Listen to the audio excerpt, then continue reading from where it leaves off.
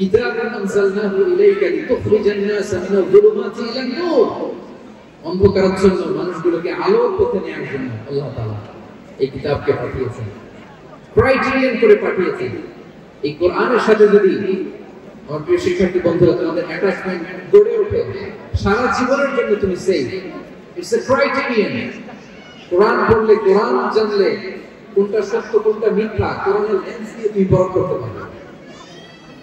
এটাকে আল্লাহ তাআলা বলেছেন আল ফুরকান, তাবারাকাল্লাযী নাযালা আল ফুরকানা আলা আবদিহি লিয়াকুনা লিল আলামিনা নাযীরা।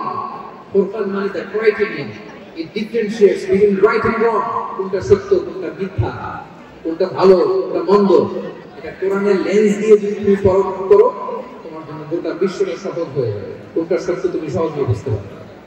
তাহলে আমরা ডেইলি বেসিসে রিভিশন দেব, আমরা কোরআনের সাথে নিজেদের অ্যাটাচমেন্টকে বাড়াবো। রেগুলার বেসিসে আমরা তাদাব্বুরে কোরআন করব। কি করব তো ইনশাআল্লাহ? সবাই একসাথে আওয়াজ করে পড়ি ইনশাআল্লাহ। বিশাল এক কর্মযজ্ঞ তোমরা শেষ করেছো, এবার নতুন কর্মযজ্ঞের পথে তোমরা হাঁটবে। কোরআন তোমরা মেমোরাইজ করেছো, এখন জ্ঞানের অন্যান্য যে ব্রাঞ্চ আছে, শাখা প্রশাখা আছে, সেগুলোকে তোমরা বিচরণ করবে।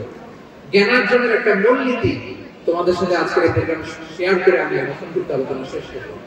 এটা ইসলামিক জ্ঞান হোক কিংবা কনভেনশনাল জ্ঞান হোক, জ্ঞানার্জনের জন্য তিনটা বিষয় অপরিহার্য। এটা আমাদের খেয়াল রাখতে হবে। আমি তোমাদের মনোযোগ আকর্ষণ করছি।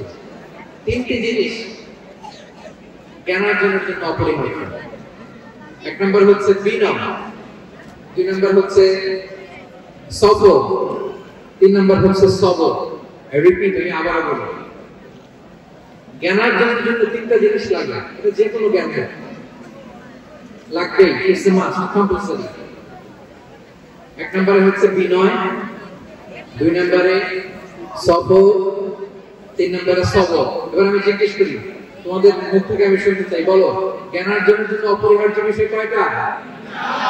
এক নম্বরে বিনয়, দুই নম্বরে তিন নম্বরে সবর। এই তিনটাই আছে।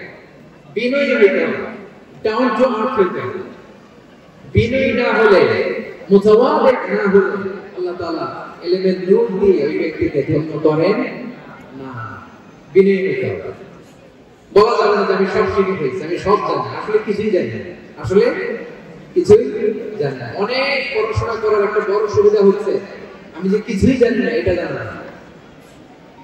যারা অনেক পড়াশোনা করে, গভীর জ্ঞান অর্জন করে, অনেক পড়াশোনা করার একটা বড় ফায়দা হচ্ছে যে এটা জানা যায় সব শেষে যে আমি কিছুই জানি না। আবুল নাওয়াস একটা চমৎকার কবিতা লিখেছেন। উনি বলেছেন, ফাকুল্লি মা ইয়াদঈ ফিল ইলমি ফালসাফাতান হাফিজতা শাইআন ওয়া গাবাত আনকা আশিয়াউ।